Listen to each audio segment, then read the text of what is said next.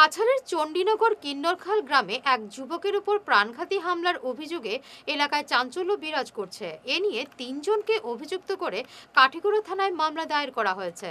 ঘটনাটি সংঘটিত হয়েছে বুধবার রাতে। বিশ্বজিৎ দাশগুপ্তের উপর ধারালো অস্ত্র নিয়ে গ্রামেরই বিপ্লব দাস, রবীন্দ্র দাস এবং মনোজ দাস প্রাণঘাতী হামলা চালান বলে অভিযোগ। আহত বিশ্বজিৎ বর্তমানে শিলচর মেডিকেল কলেজ হাসপাতালে চিকিৎসাধীন। ঘটনা নিয়ে সংবাদ মাধ্যমে বিস্তারিত জানিয়েছেন বিশ্বজিতের স্ত্রী রীতা দাশগুপ্ত। আমার নাম গীতা দাশগুপ্ত। আপনার হাজবেন্ডের নাম যে বিশ্বজিৎ দাশগুপ্ত। কিতা হয়েছে ঘটনা?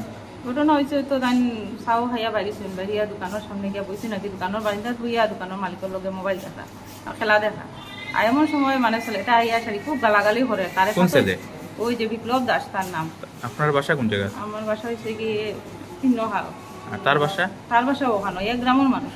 কিন্নহাল না চণ্ডীনগর? চণ্ডীনগর পার্ট থেকে ধরে এমনি কিন্নহাল হয়। হে কিতা লেগে মারছে আপনার জামাই? তাই হে খুব মানে বাজে ভাষায় গাইলা আর গাইলানি শুনিয়ে তাই মানে কইছে না দিদি কিতা কিতা গাইলা আছে ও কথাটা খালি করছে ও কথা কোয়ার পরেও তো তারা কান্দে আক্রমণ করতেছে। হে প্রথম দর্শক করে তার বড় হয়ে আইছে, তারপরে তার কাকু আইছে, আইয়া সারি তো তারা এরকম মারপিট করছে। কয়জনে মারছেন আপনার? তিনজনে। তার সবার নাম কিতা? একজন হয়েছে রবীন্দ্র দাস, আর একজন হয়েছে কি বিপ্লব দাস, আর একটা হচ্ছে মনোজ দাস। আগে কোনো আক্রোশ আছে না, আমরা লোকে কোনো শত্রুতাও নাই, কোনো ঝগড়াও নাই। এখন আপনারা কই আছেন? আমরা এখন তো হসপিটাল আইছি, হসপিটাল থেকে থানা দিয়েছি, থানা থেকে এখন আবার হসপিটাল আইছি।